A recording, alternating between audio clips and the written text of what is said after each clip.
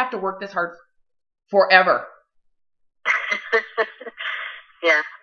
And then that's where things get shady. But let me go back to what I was really going into. You basically are looking for a social form of security through body image, through sexual appeal. And to do that, you are following food religion, food culture, food cults, okay, that encourage anorexia. Yeah.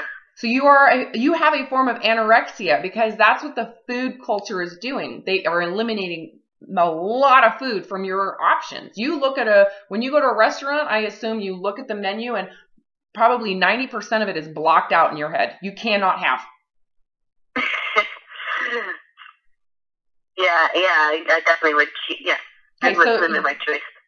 Of course. So you cannot have it. Doesn't that sound kind of like a form of starvation in terms of freedom in the abundance of choice? Just choice. Yeah, you choice, have absolutely. Like so you think about what you're doing inside your brain.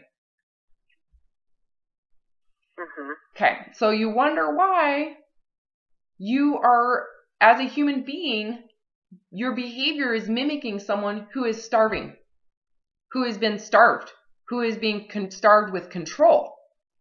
Like someone is taking your food away and you go, okay, I deserve this because I want your acceptance. Right? And you wonder why you have these weird moments of numb binging. Because there's this moment of freedom for a second or two, and then you're like, but I got to go back to this worshiping of the thin, healthy body. So you are living in fight or flight right now. You are living in it. Consider how obsessed you are. Would you be this obsessed if it didn't feel like your life depended on it? Hopefully not, yeah. Well, would you agree that your behavior is showing signs that you feel like your life depends on it? Yeah. Okay. So what would happen if I said, okay, we're going to leave all of it. Okay? I want you to get real. Let's recognize reality. Okay? Is there any threat to your life right now? Any at all? Do I see a threat to my life right now? Is that what you said? Is there any actuality? Let's get back in reality, right? Let's take you out of the insanity of that diet culture, and let's just look at reality. Say what? Say that again. I'm the biggest threat to my life. Of course you are, but actually, it's the diet culture that you believe in, and you're not seeing the picture. You're like, these people have no clue that they're actually forcing through fear. And through all that fear propaganda, that they are adding psychological issues because they're specifically using food, and they're not getting that, oh, now we're tapping into the ancient area of the brain. So as soon as these people feel deprived or shameful, they're going to binge. Right. So the equation they're starting with is so ignorant. Yeah. That I would not doubt, because there's so much more food fear out there right now, especially in the media, social media specifically. We're going to see a huge increase in eating disorders. Yeah, it's definitely not going away. That's for sure. It's growing, for sure. It's growing, and and I would not be surprised as it grows, because the people I work with, here's the thing. Would you say you are completely educated? Like you are not, it's not a matter of like lack of knowledge. Yes, I would consider myself well educated. Okay, I just want you to know that everybody I work with is beyond normal education on nutrition. Yeah. Like they know all of it. It's obsessive. Right. And they wonder why they have these issues with shame and guilt and feelings of I'm going to die if I eat a cheeseburger. Yeah. I have to save my body after the fact to fix it. Yeah, it's so I know it's so frightening, and I mean I think having kids, specifically 2 daughters, makes me realize that I need to change my thought process and the way that I even present things to them, because I want them to be free of this concept. Well, and you realize that for them to be free, they have to release themselves from the moralizing of food and the moralizing of what we perceive as healthy. So when I said, do you really think you know what that is? Most people who are living in that food religion, they actually morally believe it is the duty. It is their duty morally to tell people about how bad food is, and then to blame the entire obesity epidemic on the food. But they never really considered, oh, well, have you ever thought that maybe the more we diet, that's inherently why we're impulsively going to food more often? No one considers that, oh, the more you remove food, maybe this obesity rise came when they started moralizing fat as bad. Is it the fact that we were eating more carbs, or the fact that the beginning of the moralizing of food occurred in the 80s? Right? The moralizing of low fat is heaven, high fat is bad. That maybe that's when these binge eating issues and shame food issues skyrocketed. Is it really the food, or is it the psychology behind that's bad food, you can't have it? Right? Because now we're intertwining food with social acceptance. So we've got two survival mechanisms competing. Which one do you want? Do you want the food, or you want our social acceptance? Can you see where there's a battle between the two? Maybe the food really doesn't matter. It's the impulses to hoard because you're being deprived. And social acceptance ultimately is going to lose. It's going to lose. Which one do you think is more important to your survival instincts? Food or social acceptance? Sure, food. Of course. So which one's losing right now in the battle? Social acceptance or food? The social acceptance is losing, and food is obviously winning.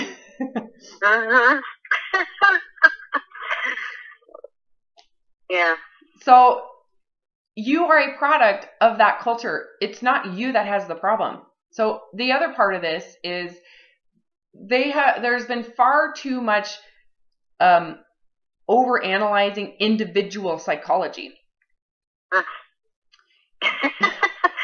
You are not the problem. You actually are living you are a witness right now at how amazing the brain and body is to survive. You are living in constant threat of death based on your beliefs. Your body is, honestly, when you look back at this, you are going to be so amazed at how powerful the brain is alone to your behavior. And how powerful your beliefs are to your brain. Because if whatever you believe can affect your brain. So if you believe that having body fat is a threat to your life, you're going to have fight or flight occur when you eat a food that has been taught to be threatening to life.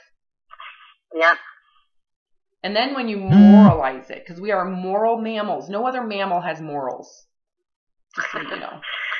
When you moralize it, then you are shunning yourself from social. You feel there's a void to being connected with your community, which makes it so much more intense to gravitate to food to survive. I am not just throwing this out there. There is documented research to show that there is this connection. They've taken human beings, given them scenarios, and observed their behavior relative to shame, deprivation, and it is P to the 0.01 value of significance. The difference between people who eat with shame and the people who don't have shame. Very big difference in their brains, right? And impulses to survive, right? You're living in that. So do we need to sit here and sift through it all? Or can we say, okay, let's give you a whole new paradigm and let's give you a comparison to see what happens. So what I've been able to do over the last 3 years is, through observation, eliminate and to observe people in the culture of food mongering and body image competition, right? You're either thin and socially acceptable, or you take your food away. That competition, right? You are identical. Right. You are not different. It's super predictable. Right. Yeah. So it's not an individual psychological problem. You have a psychological reaction to a belief system. So what do you think is going to happen if you leave the belief system and you start your life over completely? In terms of what you believe internally is based on the environment we live in reality, where your safety and security resides. What if we redefine the whole picture? What do you think is going to happen to your impulses with food if you no longer believe food is a threat? It'll go away. It does. Notice how you're not even like worried about it. You're like, yeah, it'll go away. That's right. That's right. Yeah. Well, there's when you talk about it, I think about it, you get a sense of freedom and peace. Immediately, right? It's not like you have to... Two words that come to my mind. Yeah, it happens immediately. Just in the thought process of it. You're like, oh, if I didn't actually have shame about food, what's the chances you're going to binge on it? Right. Take away that if you have the freedom, right? So let's say we're going to open up a menu for you, and there is no food religion anymore. You're leaving that culture. And you are allowed to eat what sounds good to you. So you open the menu, and guess what's available as a choice? The entire menu. Tell me how that feels. Just that alone. Yeah. Amazing, right? Like, oh my God, I don't have to worry. And all of a sudden, don't you agree that the impulse completely changes in your brain because now you have an abundance of food in front of you and there's no fear of death. And you can actually read it, right? And you can go, what sounds good to your mouth? What actually sounds palatable to you? And you don't have to withhold yourself from it. You can actually order it and taste it and actually let it sit in your mouth. Because with the food religion, basically you look at the menu and you use your religious dogma to eliminate food from it. So I call it a food religious filter. Can't, bad. Oh, bad, right? And you're left with salad. And you wonder why you're starving, right? So without that religious filter, tell me what it feels like. Tell me just that picture alone, this menu that is completely available to you without shame. There's no need to feel shame. There's no religious dogma. It doesn't even exist anymore. Yeah, it's very exciting. It's energizing. Do you feel any form of like fear?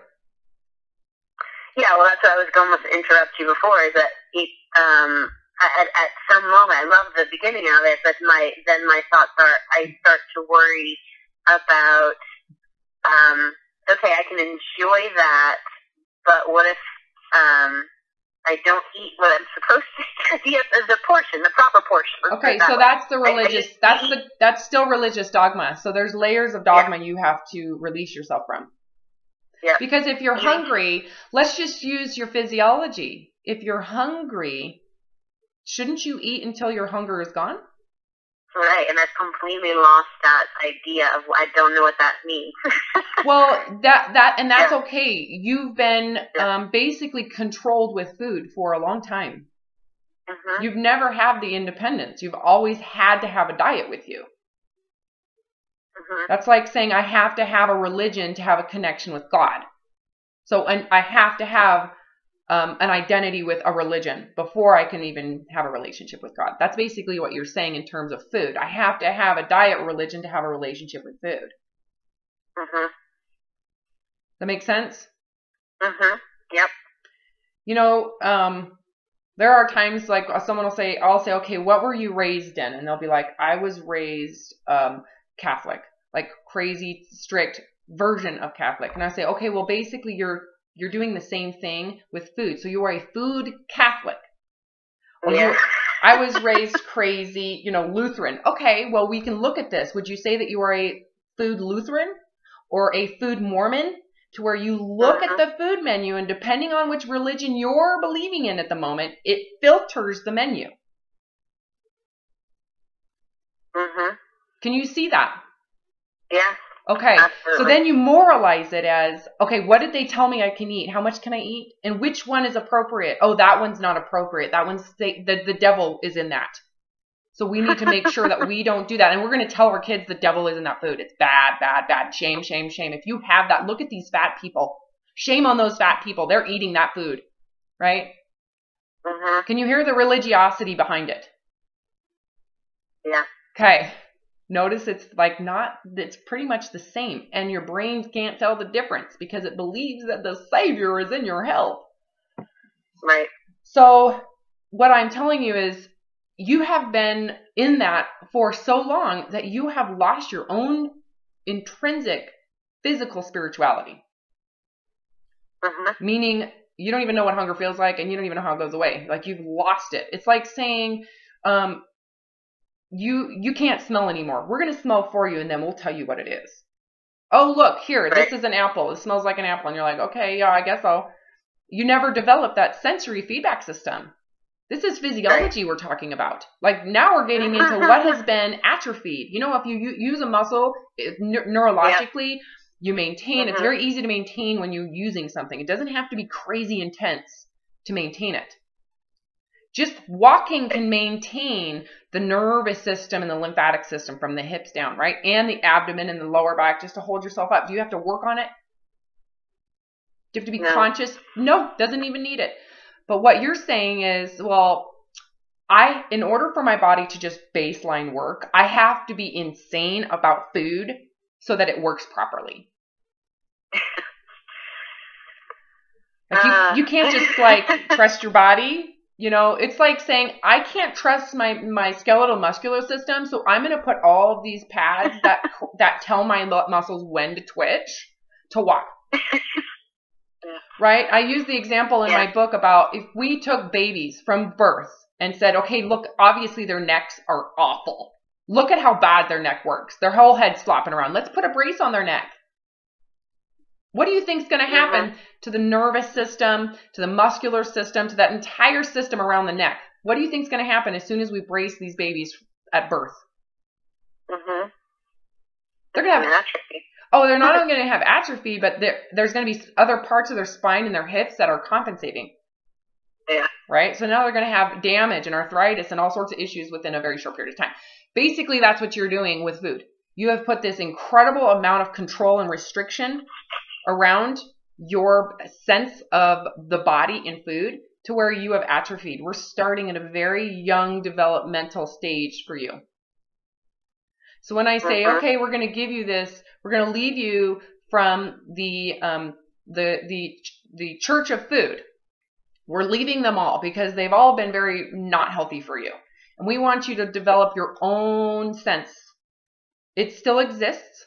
It doesn't go away, right? And you need to be able to start with wherever you're at. At some point or another, this is what you're going to have to do. So what are you waiting for? So let's just start by learning, what does hunger feel like? Let's allow it to occur. And then what does it feel like to actually live in this abundance and not feel bad about it? So being able to say, oh man, you know what I want is a grilled cheese sandwich for lunch.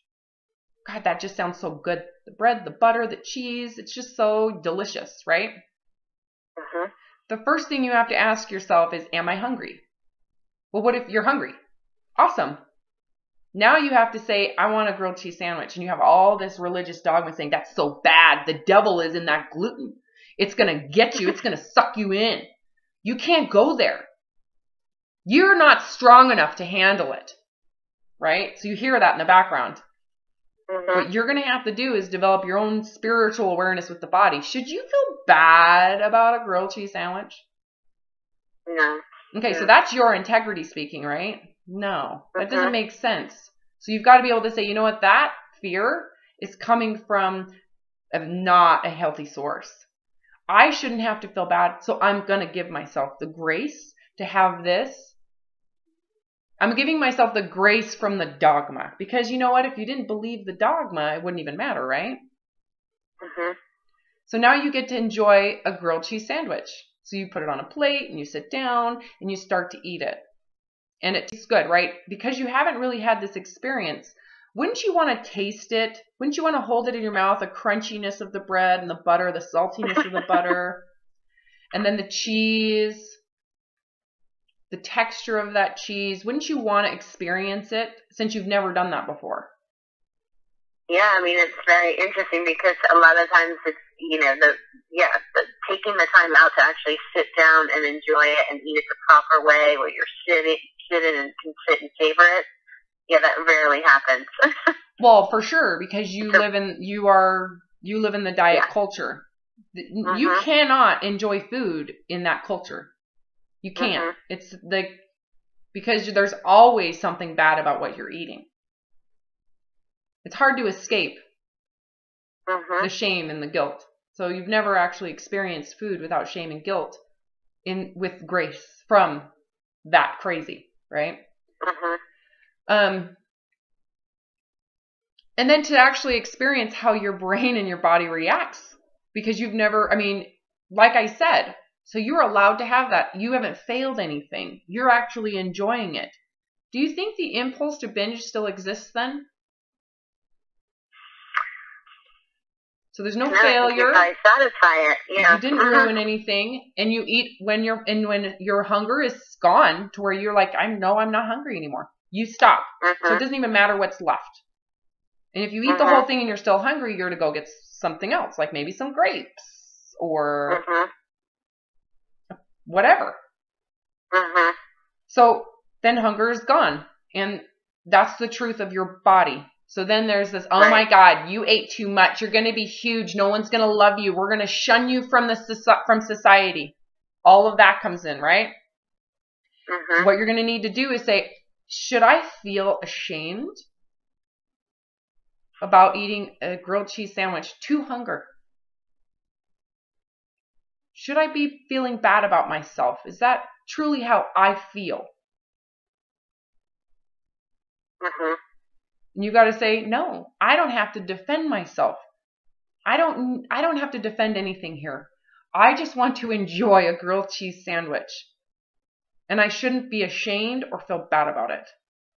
And I believe my body is amazing, and it can handle far beyond what we can even conceive.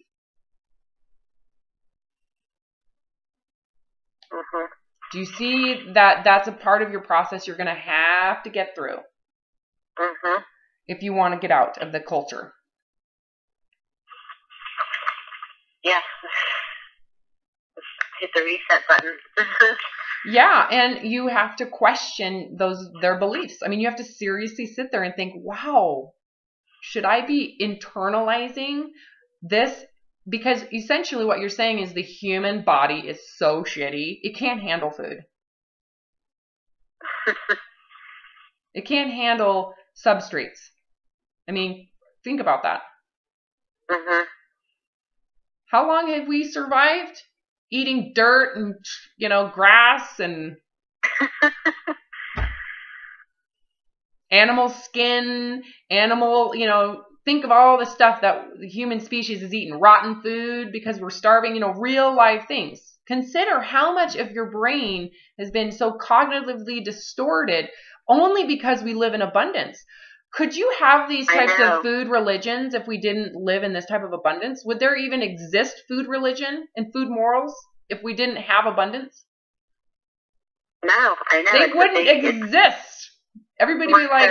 Exactly. We're so far away from, our origin of that because of the abundance that everything gets distorted. Correct. And that distortion, I truly believe, occurs because of our innate inherent needs to survive. So we have all this abundance and our brains still want to say famine. We need to figure this out. So we've created these like micromanaged religions with food as, in my opinion, as a subconscious way to balance between this brain wired need to have food in the abundance that we have. We still have all this abundance. It's like our brains are wired in famine and we live in this huge amount of abundance. It's almost like we need to maintain our famine state of mind in this abundance to be good people, right? Interesting. Yeah, that's very good stuff. Hey, like, based on your experience, mm-hmm. does the food make you eat it, or is it this belief that famine is righteous?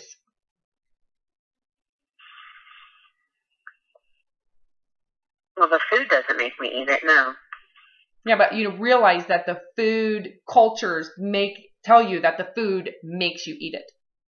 Mm-hmm. That it's what's in the food. That's why you're overeating. It's all of the stuff sure. they put in it. Yeah, the whole thought. Yeah, it's carbohydrates stimulate your brain. The sugar makes you want more sugar. I mean, there's that piece of it, I suppose. But yeah. Well, that piece that doesn't even take into the holistic, how much we know about addiction. Addiction, it's well known in the addiction community that it isn't the pleasure that creates addiction. It's the emotional attachments to it. It's the shame. It's the perfectionism. There's so much more knowledge. But if you're ignorant to that knowledge, you're just going to believe like, wow, if it's pleasurable. So, for example, I'm outside doing my garden and I love it. It is so like, I absolutely love to do landscape work. If they did a brain scan of my hedonic area of the brain and compared it to cocaine, what do you think it would look like? Mm-hmm. The same. Right. It's the hedonic pleasure center of the brain. Anything that you perceive as pleasurable is going to light up. Mm-hmm. So, and what they found is if you've been deprived of something and you are, and there's shame about it, and someone says, here, you can have it, right? You have a moment without that freedom of shame and guilt. What happens? What happens to that pleasure area compared to someone who doesn't have shame and guilt or deprivation? Compare those two brain scans. Which one's going to have a more intense reaction to those pleasures? The person that doesn't have shame or guilt and can eat it whenever they want, or the person that has shame and guilt around it and doesn't allow it? Right. Which one's going to have a more hyperactive response psychologically in the pleasure area? The person that is allowed to eat it for that moment without shame and guilt. It's part of a scientific study. Whose brain is going to show more energy in that hedonic area of the brain? Mm-hmm. Why haven't they talked about that aspect of the research? Right, that's fascinating. Mm-hmm. You know, it's super elementary. It's super elementary, right? Like, wow. Like, hello. No wonder. I mean, you can't just do this to human beings. We are not like a freaking mouse. We have perceptions and beliefs, and we have shame and guilt, and we know all of those emotions change our brain significantly. Mm-hmm. Right. So to even look at brain slides of just the single component of food and to say it's addictive is so ignorant. Mm-hmm. Yeah, it's true. Okay, but you know what? They're not going to. So if you don't have that awareness and you're feeling insecure about yourself, specifically with body image, social acceptance, and you have to have food religion, what are you going to do when you hear that stuff? It's easier to believe the food is addicting.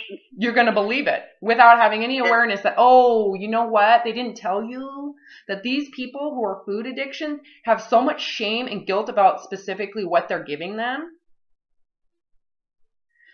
And that moment when they said, you can have this, those people were kind of binging in terms of, I don't have to feel bad about this. And I'm being given this food that I deny myself. Who's going to have a more intense narcotic response, right? It's like, seriously. Mm-hmm. Anyway, so that type of fear propaganda, you got to understand, like, the people who put that out there, they're smart people. They're really smart. But they're also trying to, they're getting power, they're getting followers, they're getting money, they're getting all this attention. So why would they say, oh, well, that snapshot, there's a lot of relative psychology involved, so you can't look at the snapshot that way. Mm-hmm. You see what I'm saying? Yeah. Oh God, it seriously, to me, that is so dangerous. What they're doing is far more dangerous than the actual sugar itself, than the actual gluten itself.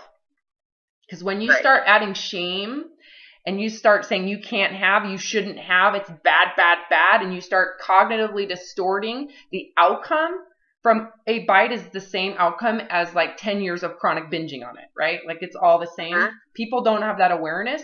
What do you think happens when someone who believes in that propaganda at some point has some of it and is aware of the shame and the guilt and is aware of the rules? How do you think they feel?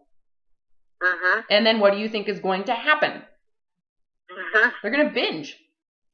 Yeah. So a lot of this diet culture is setting you up psychologically to have issues with self-worth, fear of food, fear of what health is, right? You have enough education as a physician's assistant to know that health is so beyond the scope of just nutrition. Nutrition is actually the body kicks butt in terms of nutrition because it can survive for a long time without needing food. Correct?